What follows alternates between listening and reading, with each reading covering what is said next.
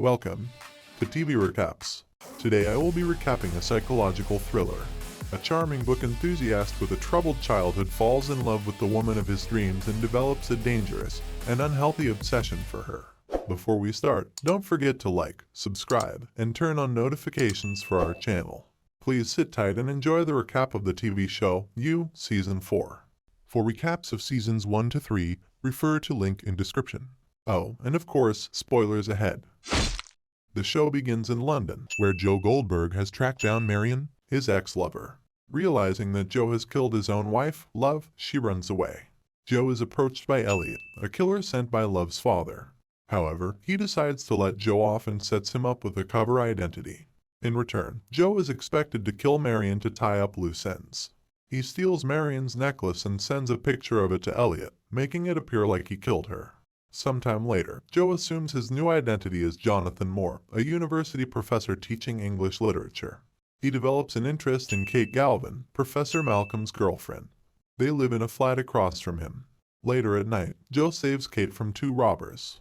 To repay him, Malcolm invites him to a party at Sundry House, an exclusive club for London's rich and famous.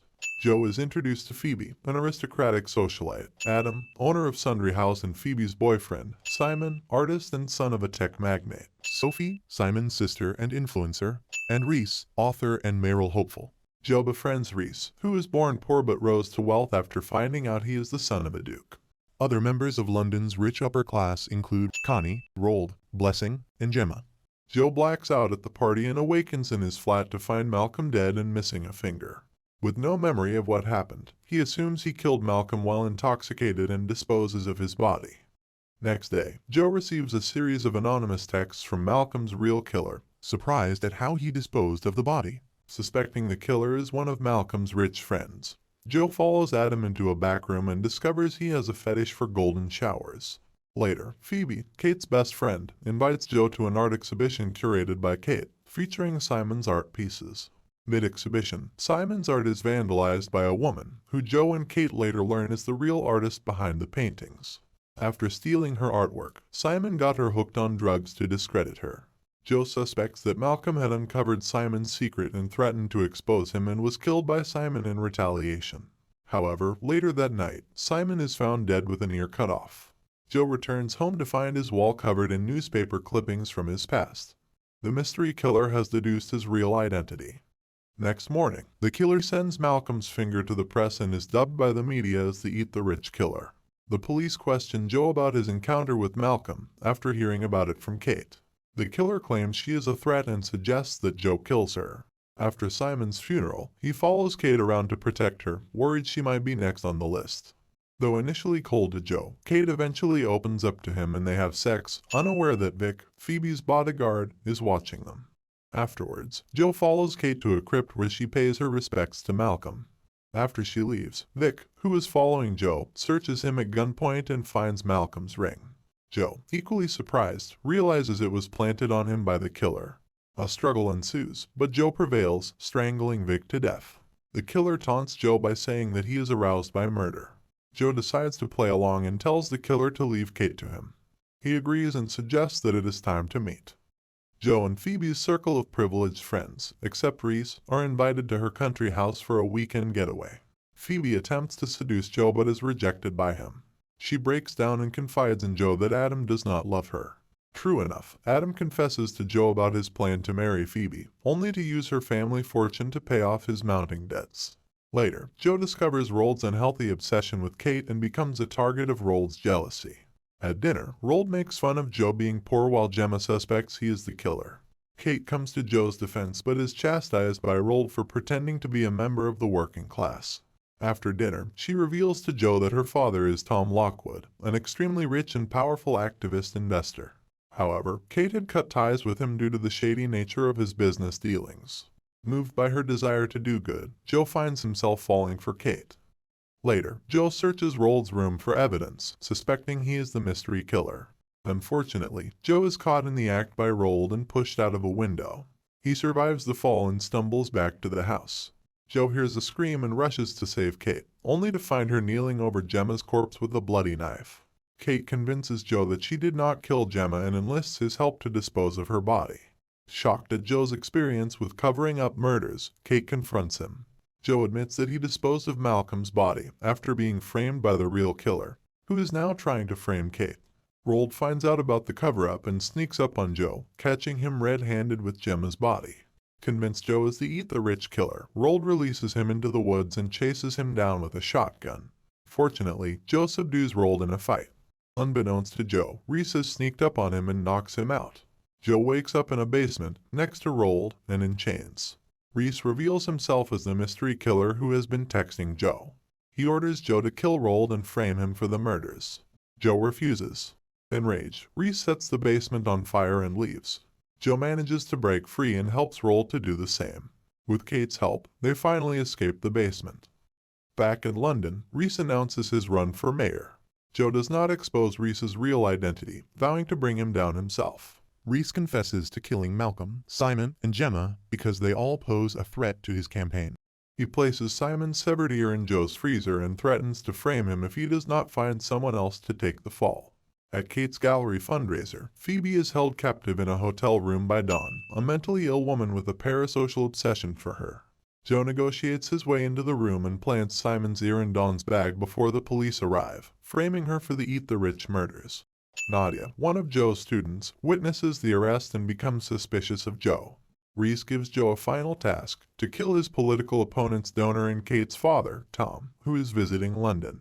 Joe and Kate, who are now dating, meet Tom for dinner. To Joe's surprise, he knows about his past with the Quinns. Next morning, Tom gets an exposé published on Reese, revealing that he fabricated his memoir to bolster his image. Furious, Reese kidnaps Marion, forcing Joe to kill Tom in exchange for her life. Joe gets him alone in a room for the kill. Unexpectedly, Tom enlists him to kill Reese and offers him Reese's location at the countryside, where he has been hiding since the exposé. Joe catches Reese by surprise and tortures him. I don't know anyone called Marianne. Where is she? Where is she?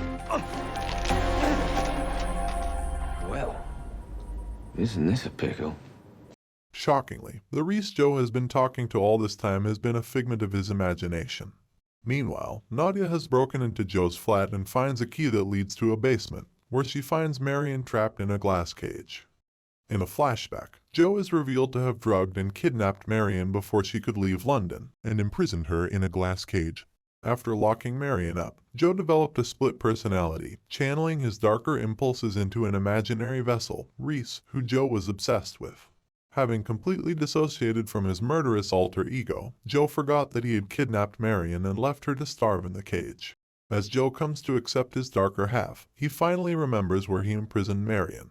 Nadia manages to hide while a horrified Joe finds Marion and promises to set her free. Back at Kate's house, Phoebe, who is suffering from PTSD after her kidnapping, goes to her for help. She arranges for her to get treated at a hospital. However, Adam drops by and convinces Phoebe to marry her instead. Joe and Kate attend Adam and Phoebe's wedding party and attempt to convince her not to marry Adam. Despite knowing that he is only marrying her for her money, Phoebe goes through with the wedding. Unsurprisingly, she suffers a psychotic break and is committed to psychiatric care. Kate learns of this and, in anger, complains to his father about Adam. In response, Tom had him killed. Kate confronts and gets into a heated argument with Tom. He reveals that he has been secretly pulling the strings, masterminding every single success in her career. Tom commands Kate to wrap up her life in London and prepare to take over the business. After making arrangements to escape to Spain, Joe gets ready to free Marion. To his disbelief, Joe finds her overdosed on medication he left for her earlier.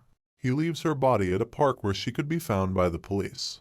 Unbeknownst to Joe, Nadia had plotted with Marion to fake her death. Their plan worked, allowing Marion to escape Joe's clutches for good. Later at night, Kate confides in Joe her fear of never escaping Tom's control. To save her, Joe pays Tom a visit. You and I are the same, Joe. We do what has to be done, because that's what being a man is.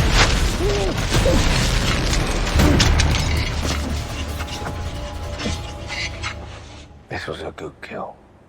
Next morning, Joe attempts to end his life by jumping off a bridge. Fortunately, he survives and awakens in a hospital. Kate visits and tells him she has inherited her father's business.